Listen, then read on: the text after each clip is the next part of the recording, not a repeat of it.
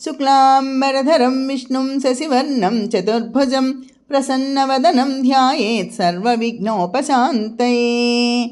गुरुर्ब्रह्मा गुरुर्विष्णुः गुरुर्देवो महेश्वरः, गुरुः साक्षात् परं ब्रह्म तस्मै श्रीगुरवे नमः।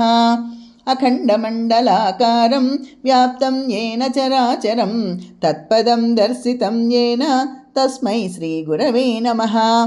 ब्रह्मानन्दं परमसुखदं केवलं ज्ञानमूर्तिं द्वन्द्वातीतं गगनसदृशं तत्त्वमस्यादिलक्ष्यम् एकं नित्यं विमलम् अचलं सर्वधी साक्षिभूतं भावातीतं त्रिगुणरहितं सद्गुरुं तं नमामि। गीताशास्त्रम् इदं पुण्यं यः पठेत् प्रयतः पुमान् विष्णोर्पदम् अवाप्नोति भयशोकादिवर्जितः।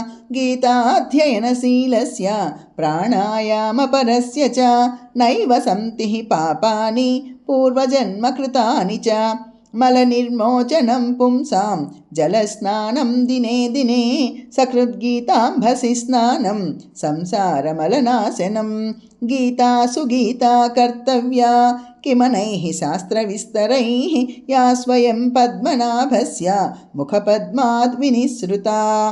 भारतामृतसर्वस्वं विष्णोर्वक्त्राद्विनिसृतं गीता गङ्गोदकं पीत्वा पुनर्जन्म न विद्यते। सर्वोपनिषदो गावो दोग्धा गोपालनन्दनः पार्थो वत्सः सुधीर्भोक्ता दुग्धं गीता अमृतं महत्। एकं शास्त्रं देवकी पुत्रगीतम् एको देवो देवकी पुत्र एव। एको मन्त्रः तस्य नामानि यानि कर्माप्येकं तस्य देवस्य सेवा।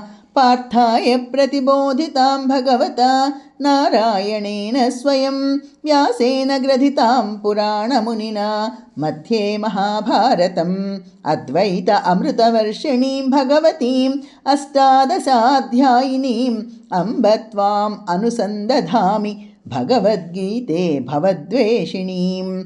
नमोऽस्तु ते व्यास विशालबुद्धे फुल्लारविन्दायतपत्रनेत्र येन त्वया भारततैलपूर्णः प्रज्वालितो ज्ञानमयः प्रदीपः।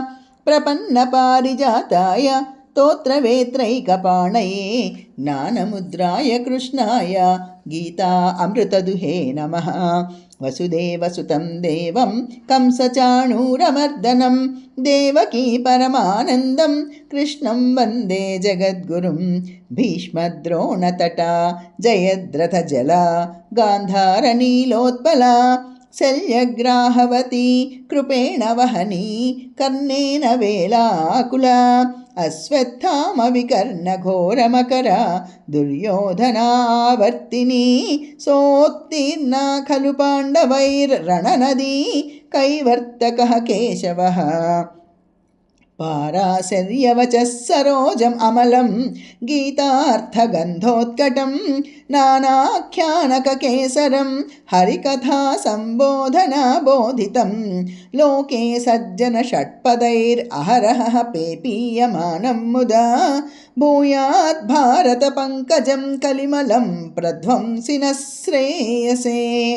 मूकं करोति वाचालं पंगुं लङ्घयते गिरिं यत्कृपातम् अहं वन्दे परमानन्दमाधवम्।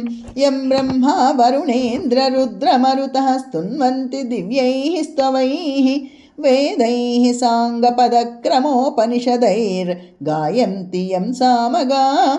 ध्यानावस्थिततद्गतेन मनसा पश्यन्ति यं योगिनो यस्यान्तं न विदुः सुरा असुरगणः देवाय तस्मै नमः। असतो मा सद्गमय तमसो मा ज्योतिर्गमय मृत्योर्मा अमृतङ्गमय। ओम शान्तिः शान्तिः शान्तिः। सहनौ अवतु सहनौ भुनक्तु सह वीर्यं करवावहै तेजस्विनौ अवधीतमस्तु मा विद्विषावहै। ओम शान्तिः शान्तिः शान्तिः। ॐ पूर्णमदः पूर्णमिदं पूर्णात् पूर्णम् उदच्यते पूर्णस्य पूर्णम् आदाय पूर्णमेवावशिष्यते। ॐ शान्तिः शान्तिः शान्तिः। ॐ सर्वेषां स्वस्तिर्भवतु। ॐ सर्वेषां शान्तिर्भवतु। ॐ सर्वेषां पूर्णं भवतु। ॐ सर्वेषां मङ्गलं भवतु। ॐ शान्तिः शान्तिः शान्तिः। ॐ मङ्गलं गुरुदेवाय महनीयगुणात्मने सर्वलोकशरण्याय साधुरूपाय मङ्गलं। मङ्गलं श्रीकुरुक्षेत्र रणक्षोणिविहारिणे पार्थसारथिरूपाय गीताचार्याय मङ्गलम्।